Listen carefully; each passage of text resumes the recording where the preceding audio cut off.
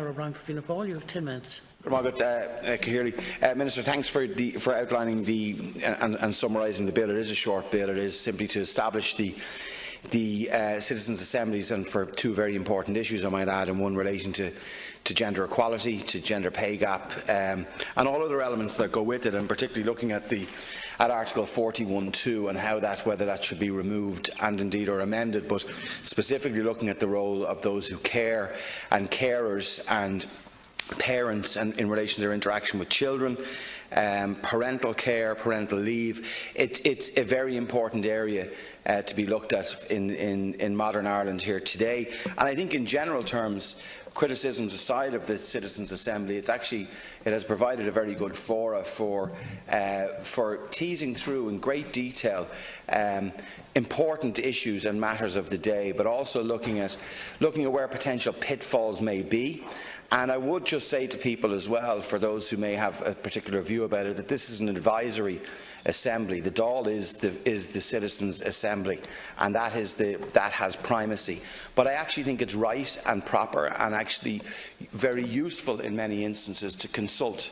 I think, firstly, certainly on the gender equality issue, it is very important in a modern society here that we make sure that we provide the best of opportunities for all our citizens, regardless of their gender, their background, their creed or sexual orientation. And I think we can always be working on that. So to have a diverse group of citizens selected at random from across the country to consider these matters is certainly something that I and Fianna Fáil welcome and fully support. I would ask, Minister, that in your interactions with the selection of citizens, you won't be selecting them, obviously an independent company will do so.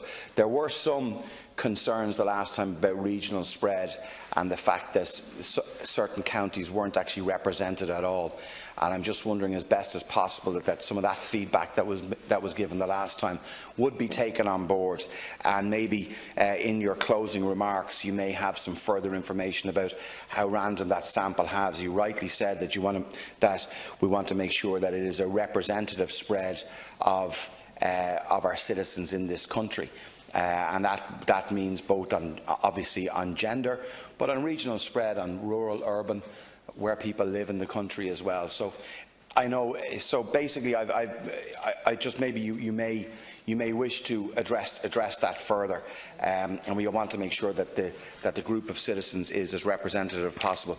In relation to the mayoralty issue and the Dublin directly elected mayor, it has been raised with me by my party colleague and Dublin spokesperson, Deputy John Lahart, that in previous response, I don't know whether it was by yourself or Minister for State John Paul Phelan, that they had mentioned that it would be a citizens' convention to look at this, as opposed to the Citizens' Assembly, and the difference being obviously that, particularly because a Dublin directly elected mayor, it's significant, it's for our capital, that a citizens' convention would have allowed input from the political parties and from politicians into how we see that being made.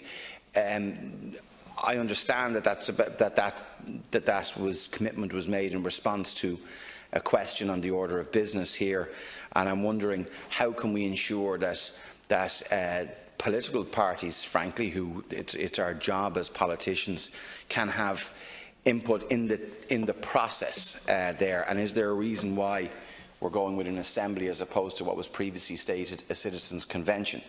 Again, I say that on the basis of fully understanding that whatever recommendations are made under the directly elected mayor, as indeed on the gender and gender equality issue, will purely be advisory and will be recommendations. And maybe you could furthermore say where you see the length of time for this process. When would you see the conventions being established?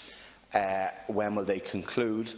And the next step there, insofar as their report coming back to the Oireachtas and to the Dáil, and indeed the Seanad, if necessary, for further debate and discussion. So what I'm trying to get is a view for your timeline for conclusion on what are, and in particularly the first one, in my own view and my party's view, a crucially important issue that deserves detailed attention, discussion by the Citizens' Assembly, but furthermore then when it comes back here to the Dáil,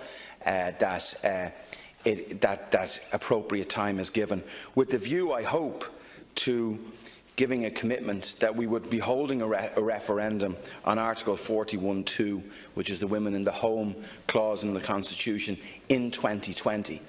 And that would certainly be Fianna Fáil's earnest desire that that happens, whether that's a deletion or an amendment to the existing article that is there. I think we will be guided by the Assembly, guided I say, but obviously at the end of the day the Dáil will make its decision. So I would ask maybe if you could maybe give an update on where you see the timelines from here on in, with this bill hopefully passing all stages here in the Dáil today. What's the next step and what's our timeline, and can you give a commitment that you're committed to holding a referendum on Article 41(2) in 2020? And I think that we should be giving this priority, particularly around early years parental care, to seek to give and facilitate a greater work-life balance, and to ensure that there's an equal role for both partners in a relationship in relation to co-responsibility for care within the family. Thank you. Thank you very much.